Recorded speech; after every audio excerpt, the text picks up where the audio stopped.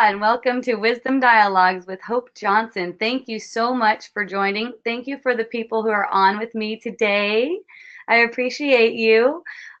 We have some fun stuff to talk about already. Lori wrote something about being a doer. I mean, basically, for me to sum it up, it's a lot more than that, but we're going to look at that, and then also have a question from someone on relationships and sex. So that'll be super fun. Thank you. I love you. And let's go. Woo. Okay. So Holly's not on? Holly's here. Oh, hi. Yay, Holly. Okay. Okay. So no amount of anything outside of you will ever fill that gap. Yeah. So the idea that it is outside of you, that what you need to fill the gap, the idea that it is outside of you is just a distraction, because the sensation that a gap needs to be filled in the first place, that's a habit. And that's an example of the ego using thoughts to attack yourself. The idea that there is something to fill. Right. There is some gap to fill. I can give you a real fun example too. Like, I think I told you this before, but in this light, it makes a lot of sense. You know, I was on my way to take my son to Island Naturals, a local natural store around here, because he really wanted to go. He didn't want any food in the house. He wanted hot bar food from Island Naturals. And as I was going out the door, I heard it come out my mouth, I really can't say I want to go to Island Naturals. See? And there's the gap right there. Because my feet are walking out the door. My body's getting in the car. But there's the thought that I can't really say I want to go there. And then as soon as it's recognized that that's just a thought sensation, just something arising in the field of awareness, you know, and it just, and then suddenly it's gone, and I'm having a good time going to the natural store with my son. Both my sons ended up jumping in. See? It's so beautiful. It's just simple stuff like that. It's simple, regular. Because see, this is something we were talking about yesterday on in-person Wisdom Dialogues, about how consciousness provides the means and you are the way. Oh, I never thought of it that way. Isn't that fun? Yes, it is. Like whatever it is that's arising right now, that's consciousness providing the means. Wow. It's like look, it's sort of like joy is playing hide and seek or something. You know? It's like, because of this thought, you can't see how fun this is right now. So if you want to believe in this thought, you can pursue this thought that says, I really can't say I want to be doing this right now while I'm doing it. While you're doing it. Right. Only apparently, you know, no one's really doing anything. It's just that you're having the experience. Basically, you're aware of an experience of going to the natural store. See? So if it appears that your feet are walking out the door and getting it in the car, you know what? That's what consciousness is giving you right now. That's the means. There's a purpose in that. And the purpose is always the same. The purpose is always, you know, you could say awakening, or you can say enlightenment. You know, there's all kinds of words for it, but it's like when a thought of deception arises and it's recognized as it is, as a thought of deception, then it has no power over you. It can't make you in a bad mood. You know, no, it just goes through. Yeah. And there's no question about, you know, ridiculous stuff like, you know, like the normal parent. Should I really be letting him just have whatever he wants and stuff like that? Right. Yeah. Because it's going to do some detriment to them or something. Yeah. All that. Yeah. So when you talk about that gap that needs to be filled, you know, it comes in the way of wanting something, wanting something other than what is. And, you know, the truth is that whatever we find ourselves doing, there's nothing else that we could possibly be doing. Nope. Nope. It's just what is in any given moment. Okay, so I got back from the trip, and when I left, I had all kinds of people call me for haircuts and perms or whatever. Mm-hmm. So I had a mental list going. So I wrote it down because I told everybody I'd get back to them on Tuesday. Well, I got back Monday night late. So I told them I'd get back to them on Tuesday. So I figured today was going to be full of doing hair. So I traveled to people's homes to do hair. I've been doing this for 35, almost 40 years. So when I wrote them all down on the paper, I put them strategically how it made sense to go to each one in my travels, right? Mm-hmm. And as to what they needed, you know, like the perm is going to be longer, so I can add this one and that one. They're on that side of town, da da da. Well, no one could do what I had planned. Every single person asked for a different time, different day. And I was like, of course. That's awesome. And it turned out even more beautiful than I had. It was going to be a really busy day today, but I was late last night. So I only had one person to do today. And she didn't, I said, name your time because this day is not anything like I thought. And she didn't want it till 4:00 in the afternoon. So I had the whole day to myself.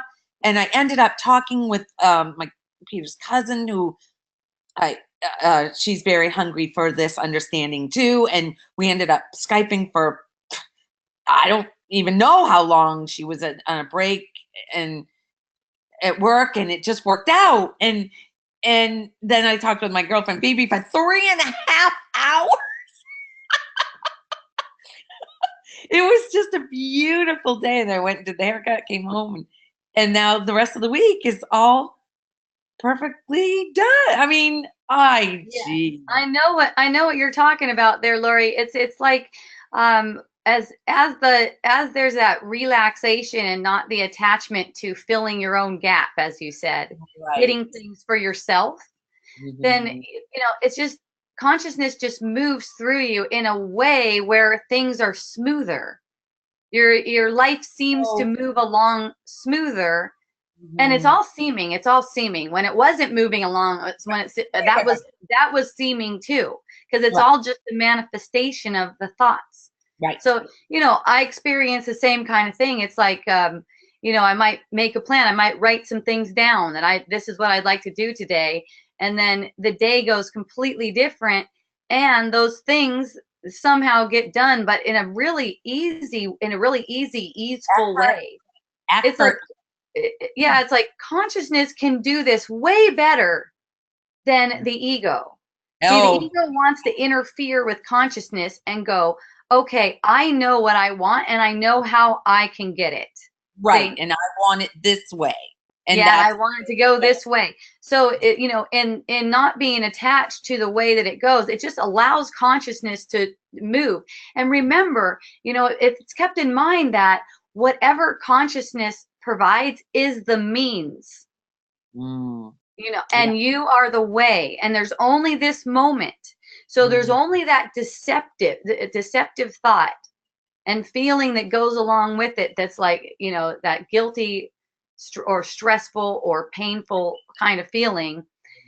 It's just a matter of being able to recognize it. That's deception. And that's being, and you know, we were also talking about yesterday, that's being responsible because you're able to respond. See, that's why there's no guilt in this kind of responsibility, because you're not able to respond, then you're not able to respond. It's not going to happen. Right. Wow. True.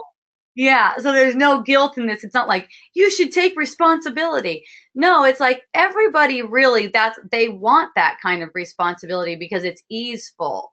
There's just the ignorance of thinking, you know, the other kind of responsibility, worldly responsibility that we put on ourselves. That's heavy. Yeah. Yeah. And that's a distraction from what real responsibility means, you Right. know, and what it takes, you know, is to be that kind of responsible. It real openness. Yes, that's It's, all it is. Open yeah. mind, open heart. Yeah. That's it. It's That's why. willing to see that, okay, I'm suffering. You know, Mm, what is the cause of this suffering? And when you yeah. recognize that the cause of it is a deceptive thought, it has no power over you anymore. Mm-mm. The suffering disappears because it was never really there. It was only an illusion. It was Right. only a dream of Idea. suffering. Right. Yeah. Isn't that for fun? It is. I can't tell you. And also, um, the woman that I went there with, her daughter is in North Carolina, and she, um, oh, I don't want to put a label on her, but um, she's attached to the, she calls it my bipolar. She's Oh, cool. okay. So, and I see that she's, um, the only word is depressed. She's just very, um, yeah. Okay, so I was alone with her because Kim went back on Sunday. So I was alone with her all day Sunday. And when she basically hardly talked to me all day. I said a few things. She answered me, but she didn't start a conversation. And it was fine. I didn't feel I needed to fill in any gap. I Nice. didn't feel like I needed to talk. I was on my phone doing whatever or watching the show that she had on or what, and what was okay. It was amazing. We went out to I took her out to dinner, and Sunday night we go to the restaurant, and she's on her phone. We're sitting, the two of us, she's on her phone, and it was okay. Oh, how fun. How There was fabulous. no judgment. There was, I mean, a thought came, oh my gosh, wow, so what? She's on the phone. It was an openness for whatever was happening in any given moment. It was, oh my God, I just can't tell you. It, I know what you mean. It's just very easeful. peaceful. And Yeah. we went to the grocery store to get a few things, and she had an issue with the manager. Well, with the coupon thing that they didn't let her do, but in the past they've let her, and she got really heated about it. Yeah. And the manager came, and I just, it is what it is. And then after she apologized to me, I don't know how many, I said, listen, you don't need to apologize. It's just what happened. It's not wrong. It's, I don't see any problem in anything that happened. And she was like, really? I said, no. It was, I don't know. Yeah, it's funny. Sometimes people are really surprised like that. Like they'll be all apologetic about something, and it's like, no, nothing's wrong, you know, and I, they seem surprised. it's just what it was. Yeah. In the before I would have been uncomfortable and wanting to remedy the situation or butt in because I Right. was the one paying for everything, and there was no, it was watching it all unfold. Hmm. So blessed. Oh my God, I just, the whole vacation was amazing. Yeah. The people I met, the connections I made with all of the, jeez, oh, Yeah, I it's don't, pretty mind-blowing when you see how much loveliness there is available. You know, I understand how Lori is just in such awe right now. You know, it's like uh, when you first start experiencing like that, it's like wow. You know, it's like, and it's always wow like that. it's It's always always been it's like just that that. it's just not really, it doesn't become a topic of conversation like that. Because it's like, oh yeah, of course. That's the way it goes.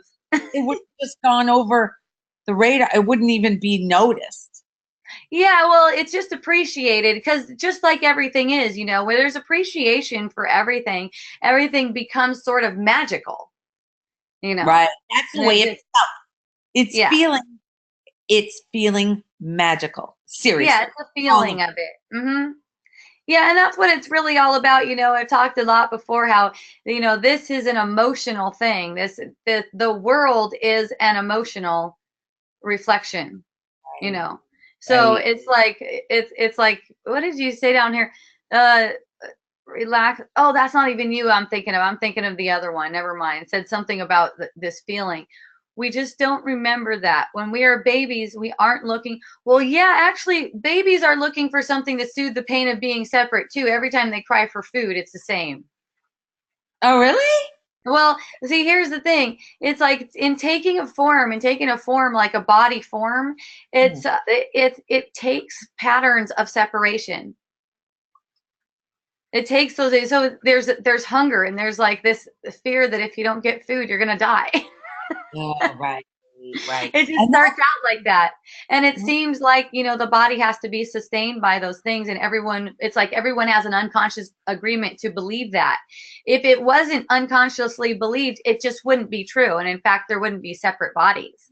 Or I should say it wouldn't appear to be true because it's definitely not true. That's only an appearance. Whoa. See what I'm saying? I So do. it's like there's their individual ego hasn't kicked in yet because they don't know they're separate, but there's definitely an unconscious kind of idea that body needs to be sustained by earthly means. Which it apparently does. Like, you got to nurse your baby. Right. It's uncomfortable. Crying happens because it's uncomfortable. And any form of uncomfort is just a projection of the uncomfort of the belief in separation. It's an unconscious belief. It's an energetic belief. So, before babies ever know words or anything like that, in the time those thoughts are the baby body is basically a thought form. It's made of thought. As the thoughts are converging, for that form, then all this energy of separation, feeling of separation is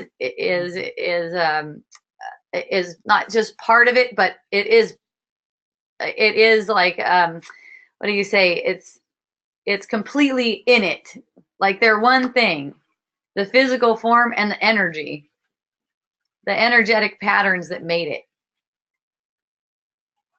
See, the thought energy that made the physical form. So that's why it seems as if these physical forms need to be supported by other physical forms.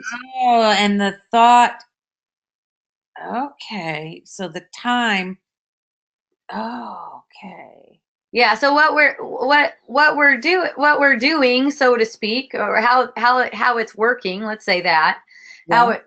How it's working is in this awareness, there's an experience of thought patterns that defile us. They're deceptive thought patterns. They're constantly arising.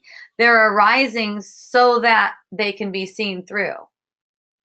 That's the purpose, so that they can be seen through. And in seeing through them, it becomes obvious that the body isn't separate from the world. And as it becomes more and more obvious that the body isn't separate from the world, there's nothing to be afraid of. Nothing is a threat. Oh, okay. Well, okay. So you say that. So we were driving back and we were in upstate, Jacksonville, somewhere north Florida. And we were in the passing lane going 70 miles an hour. And all of a sudden, we were in a Nissan Sentra, a little tiny car. All of a sudden, the passing lane, people were stopped. stopped. Okay. And she realized it that they weren't moving, and she's, slammed her brakes on, trying to stop before. And when I realized that she was going to be able to stop, because it was Harry. I mean, I'm in the passenger seat. My foot is to the floor, thinking I needed to brake too. Oh my And goodness. so I realized there was a realization that she's going to stop. And so I looked in the side mirror. A semi is coming at that speed. Oh my God. I thought we were seriously goners. We would, if he didn't swerve to the right at the last minute, the last second, he literally swerved around us. There was no cars on the right hand side, the regular lane in the highway. There was nobody there. Thank God, Jesus. Oh, I thought it was the end. I went to turn the radio off after that. My hands were shaking. There was I'm so much sure. adrenaline going through. Wow. I would not be here talking to you today if that semi hit us. Okay, so here's the thing. Yes. There was no possible way that semi was going to hit you because it didn't. No possible way, because it didn't, right? Yeah. Yeah. There's not like a thank God that went like that went like that. It could only go the one way that it went. The way it went, right? Yeah. So it's like see how it comes up with the ideas, just more ideas of separation, saying that, oh, thank God it went that way, or we got really lucky and stuff like that. There's no such thing as that, because remember, consciousness is providing the means. So the only thing that could have happened there is what happened. Right. Nothing else could have happened. Like, there's not an almost accident. There's only there's like the appearance of an accident, or not an appearance of an accident, or an appearance of a near accident. Oh, very, very close. But it can't go another way. See? Right. And the whole purpose of it was to get that feeling. Okay. So that through that feeling, you can see what's really true. Isn't that fun? Okay, so with the adrenaline but came gratitude immediately. Sure. So through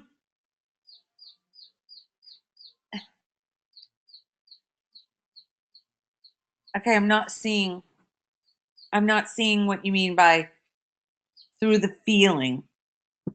Well, when the feeling arises, it's kind of like a signpost. And it's like that intense feeling, that intense fearful feeling that happens, that arises in a situation where it seems like death is imminent. Right. Yes. It's already done. There's nothing for you to do about that. That's the gift. Ah. See? It's not like you have to do anything with it. It's just in realizing, oh, freaking awesome. Thank you. But see, the mind likes to take it on some kind of trip about how, it could have happened a different way. And but immediately after, I was like, thank you. Yeah. And it's like there's nothing. It's not that there is a problem with any of this. It's all about watching. And of course, a mind that goes to gratitude, how that feels. That's great. And then you notice when it starts getting carried into something, it's as if the world has an effect. It's as if it's possible to have an effect. Like, oh, thank goodness this other thing didn't come in there. It's impossible for that to happen. Right. There couldn't have been another thing. It was just for that feeling. Yeah. Wow. That you needed that feeling. That's all. You got it. I certainly did. Yeah, consciousness is always serving up exactly what you need. And see, it's only the resistance to whatever consciousness is serving up. And when I'm saying consciousness is serving up, that's everything. That's everything you say, that's everything you apparently do, and that's everything you apparently think. That's even the thoughts. That's consciousness. One of my friends told me, yeah, instead of jumping on this thing and getting this trip, I'm just going to wait a little bit. I'm just going to take it easy and I'm just going to kick back and I'm going to wait. And I go, well, you're telling a story as if you know what consciousness is going to do in the future. Right. Like you don't know.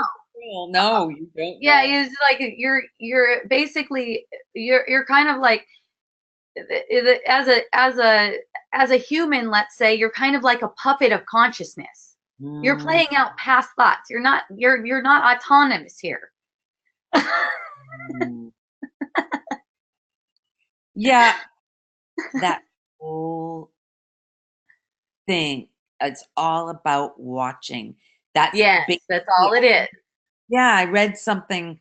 I have a small book that I got. I didn't even realize it was on my Kindle. It was free on the internet. Somehow I got it on my Kindle. It's a very quick little book about exactly this.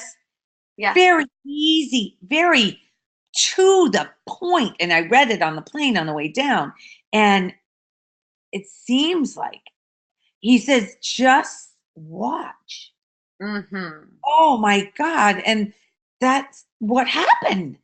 And that can be what happens every time there's a remembrance of it. It can happen. The only thing that stops the watching from happening is identifying as an individual. Right. Getting back into the body, real thinking that I'm doing, back to the doing. Yeah. Yes, exactly. Instead of watching everything that's arising in this space, including the thoughts, including the sensations, all the different.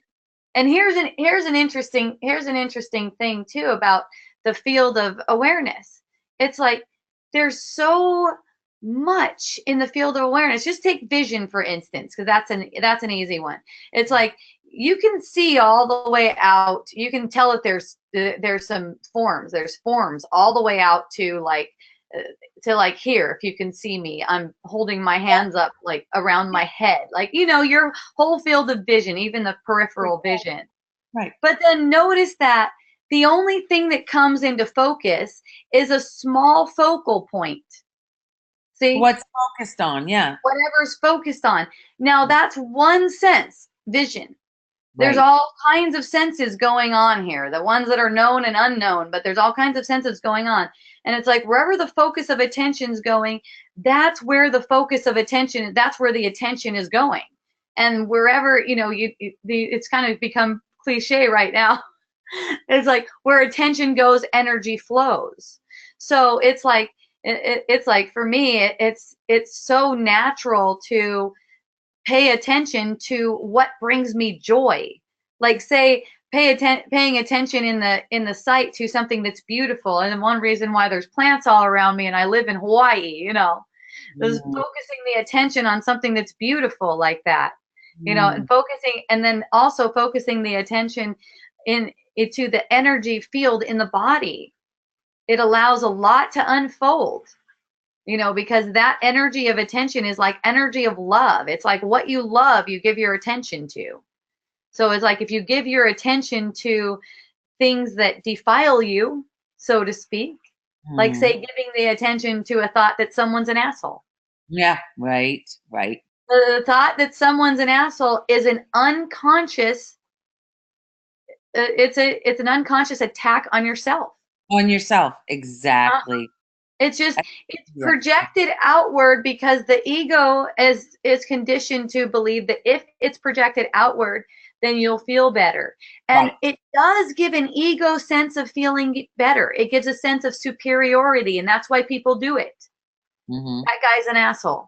Okay, that's that because I called him that because I'm superior. I know he's an asshole. Well, the thing is, he does not exist as an asshole at all, except in the mind, except as a conditioned thought about ourselves. He does not exist as an asshole. He does exist but not as you see him. There's a painting painted over his. He's no different than me. Right. And then it's like a painting painted over his purity. Yeah. See, it's like using him as a scapegoat to escape the unconscious belief that you're an asshole. Exactly. It's to try to put it on someone else. Anything we want to put on someone else, that's to try to escape it. If it's an upset feeling, you can tell. You know, it's like when you're in a sense of pure gratitude, not the kind of gratitude that's like, oh, thank goodness you're here, don't leave me, you do all this stuff for me. But in a pure state of gratitude, then it's not like putting anything on anyone. It's not like putting a painting on them. It's actually sharing something that takes away some of those veils. You know, when you're in sharing a pure gratitude. Well, to me, gratitude feels like love. Yeah.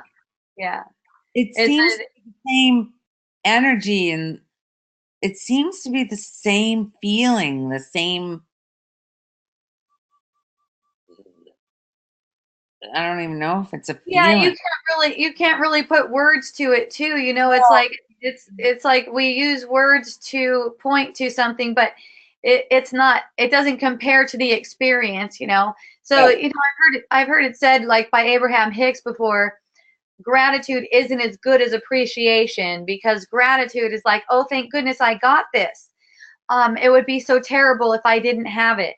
Well, you can use the same word and mean something different too. There's something about the cadence of the word gratitude that resonates for me.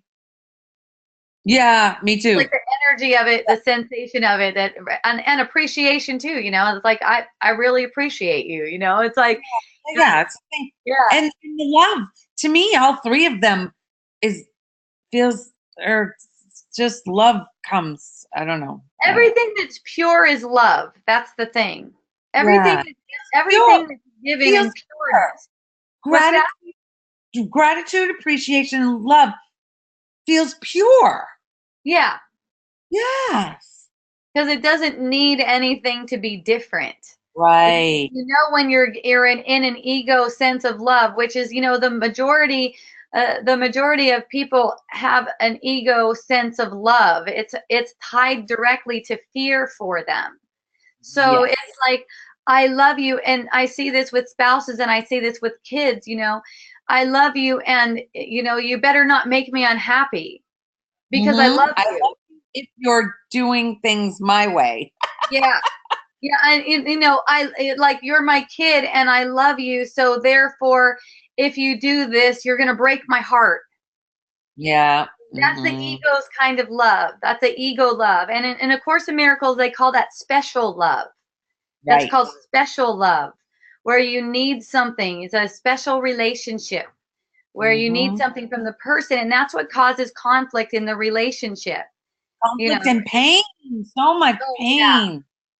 Yeah, it's not worth it at all. And you know, when there's not a special relationship, when we're not holding a relationship in that kind of light, where it's perceived that since I have so much love for this person, now they have all this power to hurt me, you know. Like they can wipe me out because I love them so much, you know. And that's why people get into these situations with their kids, and especially teens, but I see it all the way from young too. Just the way people relate with one another. You know, I see it all the way. It's just that there's not this tenderness there. This tenderness is missing, just because there's an idea that this person has to fulfill some kind of gap, like you were talking about, Lori. It's like there's this love that has a gap. There's this love with a gap. It's this love that doesn't feel very loving when that person didn't do the dishes. And yeah, and here's the thing about that. If the person isn't doing the dishes, like, first of all, you thought you needed them to do the dishes. That you needed them to do the dishes, because if they didn't do the dishes, you'd have so much stuff to do. This is all story. Yep. This is all story. Here's how it goes for me. Ask my son. Hey, would you help me out? Do the dishes? I'm going to get in the shower right now. That way the dishes will be done when everyone comes to work. You know, we work in our house. So take the shower, come back out 10 minutes before they come. The kitchen's a freaking disaster. Nothing's done. You know, there's no problem with it. There's no problem with it. My body just starts moving. Yeah. I can't even say I start moving to clean the kitchen. I'm not hindered by thoughts about how he didn't do it. I'm not hindered by ideas about how he's not going to be able to take care of himself because he's irresponsible. All those kinds of things are stories. All those kinds of things are just stories. All they do is make him into something that he's not. Right. So I'm just happily going about cleaning the kitchen because I happen to be out of the shower 10 minutes early. And, you know, that's really all I need. Yeah. You know, it's like I've cleaned the kitchen way more than he has. Yeah, he probably needs like 3 times that long to do the same thing. Right. You know, and you know, you put my husband on it, he needs, I don't know, 3 to 5 minutes, and the thing is cleaner than you ever saw. Yeah. so it's like the kitchen's in the sea. It's like such a small thing. They're all small things though, even if they seem large, even if they seem like a big deal. They're all such small things because these things are the means. They're meant to bring up what's held in the unconscious mind to be seen. So if there are any thoughts that defile me and my son, basically, then they're just seen as meaningless right away, and we can go about using our time more productive. I mean, that's what time's really for. It's for seeing through the illusions. It's not for getting the kitchen cleaned. It really isn't. But if the kitchen needs to get cleaned, it will get cleaned one way or the other. It doesn't matter what form it comes through. See, then there's no conflict, you know. Then he comes in, he goes, because he actually thought he did some cleaning, and he probably did. I mean, of course, if he thinks he did, then that's a reality for him. But you know, he comes in, he's like, oh, I see what you mean, Mom. I thought you meant just like straighten up a bit. This thing is really clean. You like it really clean. And I'm like, yeah, this is awesome. And you know, there's not like an energy like you should have done it, or see how easy it is, you can do it next time, and stuff like that, because we're not here to get anything accomplished. And it really doesn't matter one way or the other whether the kitchen is clean. It actually doesn't matter. The accomplishment happens. You know, if it should, it does. Yeah. When I was getting ready to go on the plane that day, yesterday, I had all day. I wasn't leaving till 3:00, and I had to pack my bag. I had to, you know, I had to call my Uber, and I had to check in on the plane. And well, you keep on saying I had to, and that's not right. That's not true. No, I know. That's what the thoughts were. I had to. Oh, I get it. As sitting was happening, watching Hulu, not doing a damn thing, those thoughts would come, and I could, as soon as they would come, I'd say they were dismissed. If not, I would just, they came, and there wasn't even, maybe there was the beginning of a contraction in the belly, but it was gone. No, and I watched the packing happen, the shower happen, the Uber called, literally watched it all unfold beautifully. Yeah. Oh, and it does. And you know, if it seems like it doesn't, it's just another opportunity. Well, exactly. Right. Well, the Uber was called too early, because I thought I could set it up for 3:00, and so I did it at like 11 or so, and so it triggered somebody to come get me, and I went, no. So I ended up calling, and they charged me $5 just because they were starting to come. So, and then I was like, whatever, that's what's You know, there was no, Jesus, why did I do that? Why did I, none of that. It was, Right. oh my God. Yeah. See, something like that could become a burden so fast because there's Oh, this idea that someone did something. yeah, So exactly. I saw a hand go up. I have a couple new guys on here. They're both named David, which is super fun. Oh my Aloha, God. Davids.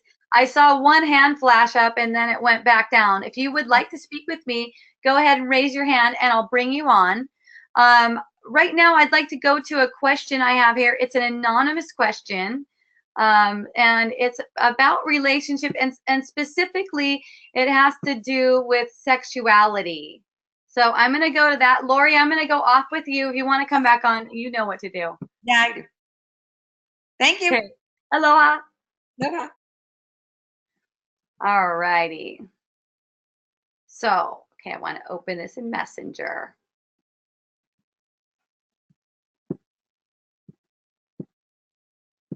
Okay. Oh, here it is. Okay. Lately, I've been feeling very content with celibacy, but my boyfriend is not. I feel happy releasing energy through other activities, and sex hasn't been on my mind. I also feel completely satisfied just by kissing, hugging, cuddling.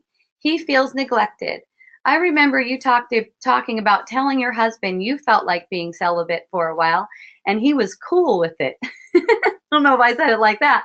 And you also mentioned how you can have a relationship that's brotherly, sisterly, and that really resonated with me. He feels that my kisses and cuddles aren't enough and feels as if he needs the physical act of sex. Whereas I'm not in that mindset at the moment. And it makes me feel like I have to fulfill his needs or he won't be satisfied in the relationship. And that doesn't make sex fun anymore. Where does compromise come in a situation like this? Well, compromise. The thing is, never compromise your spirit. Okay? Never compromise your spirit. There's no need to. Yeah, it's always right there in the moment though. I have been feeling very content with celibacy. Okay, fabulous. But my boyfriend is not. Okay. Have you had a conversation with him? Is he willing to hang out with you and not have it? Maybe. I don't know. I can't tell by the question if you have discussed that with him. But all the time it just comes back to the same thing. It's just noticing what's holding you back.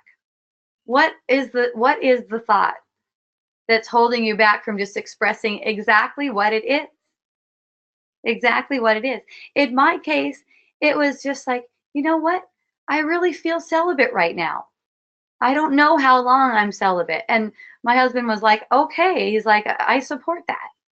It's not like he's cool with it. He might have some feelings about that and stuff, but it's not like he takes those as if they mean something. Okay. There might be some upset feeling like, wow, does she, it seems like neglect sometimes for men because they've been conditioned to perceive that if their woman isn't having sex with them, somehow they're less of a man. Sometimes they're less of what it takes to be a man because their woman isn't attracted to them like that, and that could be difficult for someone. But it's like, are you really there to grant his needs, fulfill his needs? Like Jesus said, you can't ride two horses. You can't serve God and he put it mammon. I'm going to put it the world. You can't serve God and the world. If you think you're there to serve his needs, to serve him in some way, that's a special relationship. That's your clue right there. That's a special relationship. We are all serving each other, you could say, because consciousness is using these projections for awakening the mind. Consciousness is providing the means. So, it's like when I communicate from my heart, there's no fear of him leaving me. See, if I'm communicating as if we're separate, then there's a fear of him leaving me. If there's a fear of him leaving me, I know I'm communicating in separation. From a sense of a separation, of separation, as if I need to hold on to this person, as if I need to do anything for this person. That's not love. People mistake that for love, as if I need to serve this person. It's the same with kids. The idea that I need to serve these kids, now I have to make myself into a certain way. It's like I have to modify myself using the ego to serve someone. You have to make some modifications. That's what the ego means by compromise. It's like making some modifications instead of just being what it is. It's like this is how it is for me. I'm into just cuddling. I'm not really into having sex. Apparently. I don't know. That could change at any moment. Because it's all in the moment. It's all open in the moment. And it's like for my husband, he's not attached to the idea that I feel celibate in this moment. He's not attached to that. He knows everything's changing. He knows that everything's changing. I mean, who knows how it's going to go? But if he still feels like he's in you could say alignment with his joy to be with me, even though I don't want sex, great. If not, then he'll be moving on, won't he? And who would that be a problem for? That's the thing. Who would that be a problem for? Just letting it be as it is, letting ourselves be as we are. It's like the same thing, this fear of, is someone going to want another partner? Are they going to leave me for another partner? Let them. It's impossible for them to leave you for another partner, for that appearance to happen, unless it's meant to be. It cannot happen any other way. So just in leaving it open like that, just leaving it completely open, there's no confusion at all. There's no confusion about it. If consciousness, if it pleases consciousness for you to make love, that's what you'll find yourself doing. That's all. You can't help it. You can't even help it. Okay? If you were to find yourself having sex and it seems like it's to appease him so that he didn't feel neglected, and that's the reason for having sex, or to find yourself doing it, it's because of the thoughts that went before. It's because you thought you were less than you are. It's because you thought in separation. If you find yourself moving in that kind of energy, that's the reason. There's no other reason. The reason really isn't that you want to serve him. That's just a distraction. The reason really isn't that you don't want him to feel neglected. He's not there like that, feeling neglected. He's not really like that, feeling neglected. He may think he's feeling neglected. He only thinks he's feeling neglected because of the thoughts he's been taking as true about himself up until that point. Lori said guilt. Yeah. The feeling of neglect is also a habit. So it's like there's compassion for that person and that they're feeling neglected. At the same time, it's noticing, why are they feeling neglected? Why are they really feeling neglected? It cannot be because of anything that you have perceived yourself doing. That's not why they're feeling neglected. And you having sex with the person is not going to take away his feeling of neglect, because that's not how it works. The way to take away the feeling of neglect is to see through it in your own mind. Recognize what it is. Recognize that that feeling of neglect, it hasn't changed him one bit.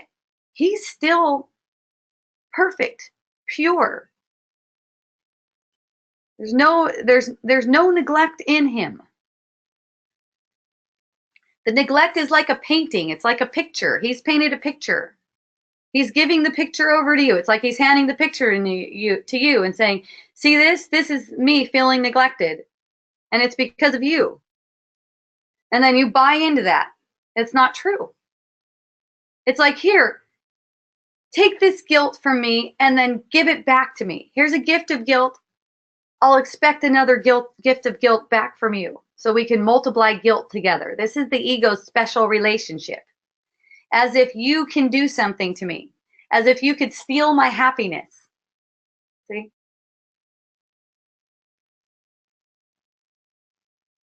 So it's not a matter of what you should or should not do. It's never a matter like that. It's never a matter of anything like that.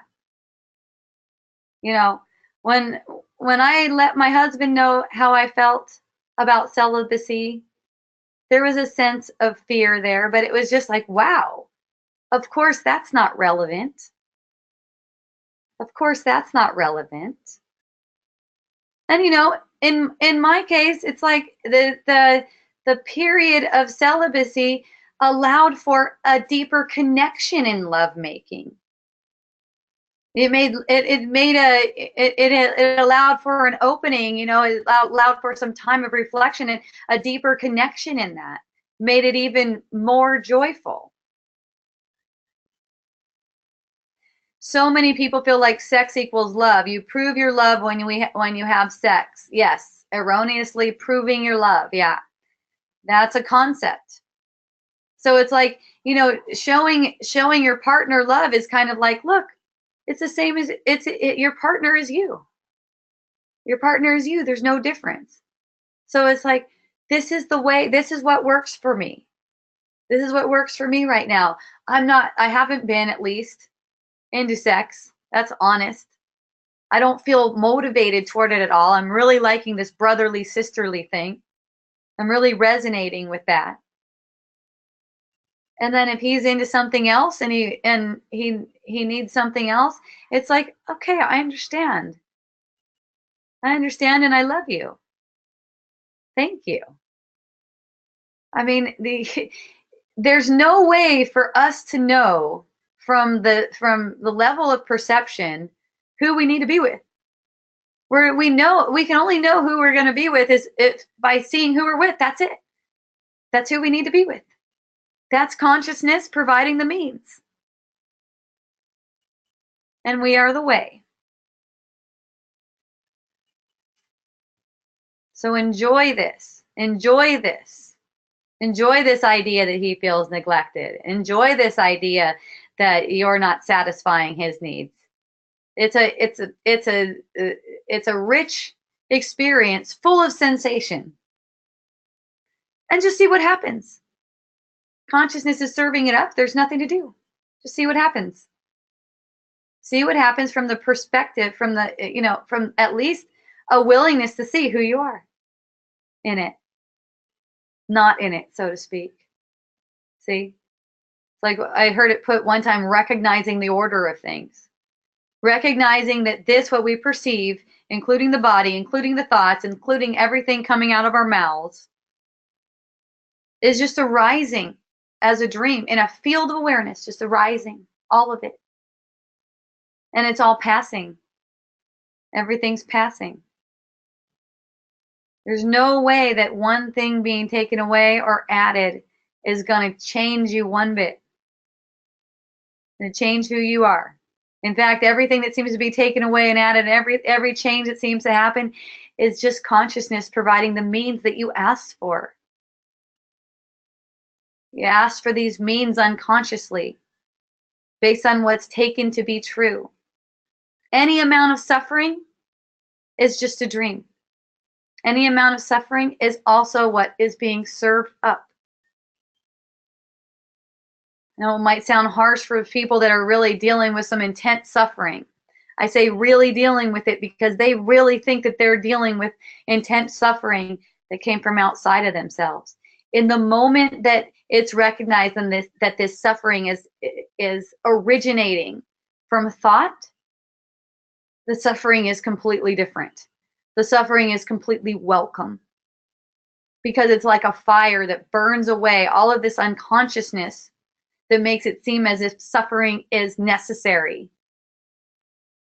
Had a teacher explain to me the other day how it's important for kids to learn to go through suffering, as in do things they don't want to do, or they're expressing that they don't want to do. They can't really do anything that they don't want to do. And you know, it's a hardwired belief that we need to go through suffering, and the truth is that we don't in that way. We don't have to go through suffering in that way. We have to go through our own suffering as in seeing through the thoughts that are causing the illusion of suffering. It doesn't mean we have to make things to make ourselves suffering. You know, people even make working out like a suffering kind of thing. Like I got to beat my ass to get it into shape. Stuff like that. Okay. And also, I just need to make myself do this thing. You can't make yourself do anything. You can believe that you're making yourself do things and taking the job of consciousness. But you can't really take the job of consciousness, because all the doing is consciousness responsibility, not yours. And it's like you're not capable of having that kind of responsibility. Because the place from where this experience is being witnessed, so to speak, is a non-doing space. It's a non-doing space. It's an empty space wherein consciousness arises with all this doing. Okay. So hooray. Well, we've been on for an hour. I'm happy to stay longer if anyone has any questions or would like to raise their hand and ask me about something. I always have more to talk about. Having some really fun posts on Facebook. If you'd like to come over to facebook.com/, hang on, let me look it up. It's facebook.com/ Hope Achaia Johnson. Achaia is spelled ACHAIA. You can also type in my email address, hope@miraclebotanicals.com. Also, me and my family have it. I said that wrong according to grammatical science. My family and I have an essential oil business where we source the finest essential oils in the world. We're super stoked. We have a really nice line, all kinds of rare stuffs. We make blends. We make all kinds of cool, neat stuff. And with the finest ingredients, though, I mean, that's the main thing, just getting the best ingredients in the world, and just loving it. So miraclebotanicals.com for that. You can check out my videos. If you go to Wisdom, I almost said Disney. I'm going to Disney later. That's why, later in the year. Wisdomdialogues.org. That'll bring you to the videos. I'm also on SoundCloud and iTunes. Hooray! Thank you. Every Tuesday at 4 here online, 4 p.m. Hawaii time. This is my lovely son, Braun. Yeah, boy.